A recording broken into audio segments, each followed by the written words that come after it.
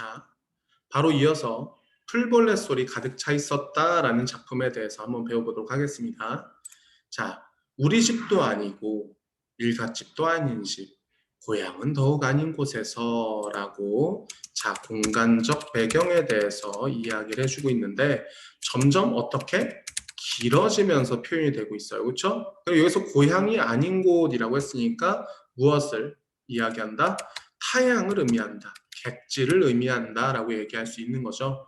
자, 이때 아버지의 침상 없는 최후의 밤은이라고. 자, 아버지는 침상도 없는 곳에서 살다가 돌아가신 거죠. 그래서 어떤 삶을 살았다? 가난한 삶을 살다가 아버지가 돌아가시게 되었다라고 표현하고 있는 겁니다. 그래서 지금 아버지는 어디서 돌아가셨어요?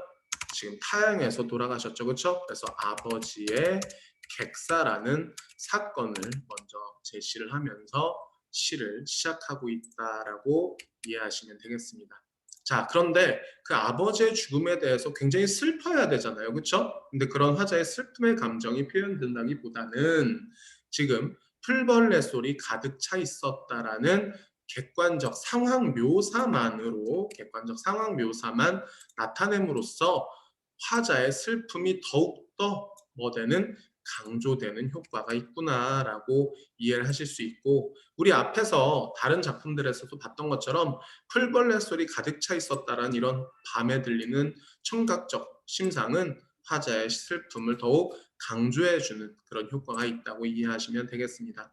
자, 이연으로 가보겠습니다.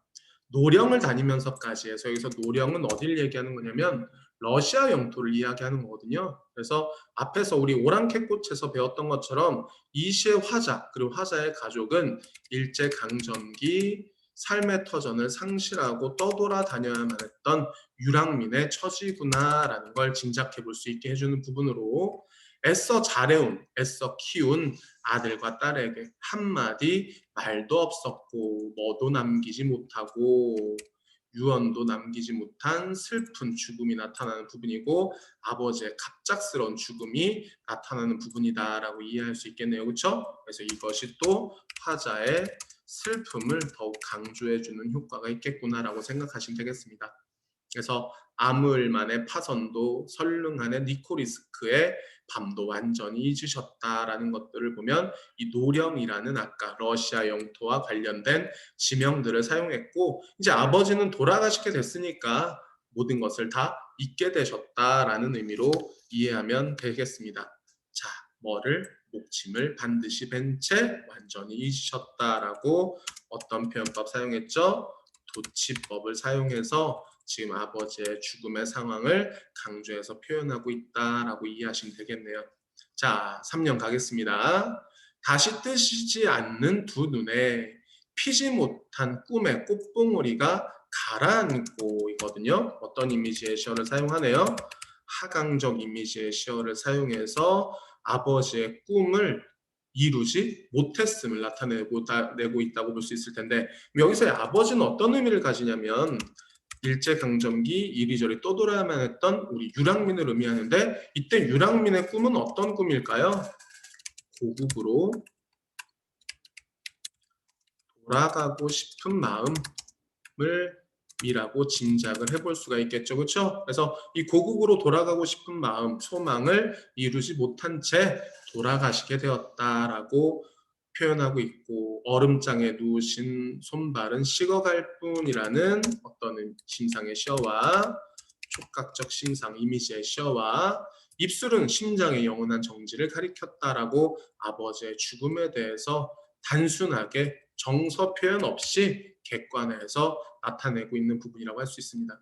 자, 오히려 슬플 때 그 슬픔의 감정을 두드러지게 나타내기보다는 이렇게 객관화함으로써 그 의미를, 그 정서를 더 강조하고자 하는 이 표현상의 특징이 나타난다라고 이해하실 수 있을 것 같고, 자, 때늦은 의원이 아무 말 없이 돌아간 뒤 이웃 늙은이 손으로 눈빛 미명은 고요히 낯은 덮었다라고 이제 아버지가 돌아가시게 된 모습과 그 죽음의 현장에 대해서 묘사를 하고 있네요. 자, 우리는 머리맡에 밑에요. 이 우리에 누가 포함되는 거예요? 화자도 포함되는 거겠죠. 그렇죠?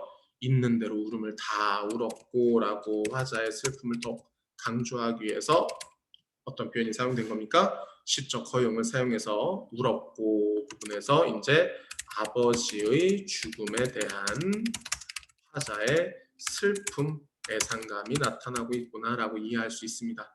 아버지의 침상 없는 최후의 밤은 불벌레 소리 가득 차 있었다라고. 자, 이 내용이 앞부분에서도 나왔었던 내용이잖아요. 그렇죠? 그래서 이 시는 정확하진 않지만 그래도 앞부분과 뒷부분의 같은 표현을 반복해서 나타내는 수미상관의 기법으로 시상을 전개하고 있다라고 이해할 수 있을 겁니다. 우리 수미상관은 공식 같은 거라 그랬어요. 그렇죠? 그래서 뭐를 형성하고요. 운율을 형성하고 두 번째 의미, 그 안에 담겨 있는 정서나 주제를 강조해주고 그리고 세 번째 구조적인 안정감도 형성을 하고요. 그리고 마지막으로는 여운을 남기면서 시적 정감을 더욱 강조하는 효과가 있다는 표현상의 특징까지 이해하시면 되겠습니다. 자, 여기까지가 풀벌레 울음소리고요. 이 뒤에 내용들 문제 풀어보고 해설 진행하도록 하겠습니다.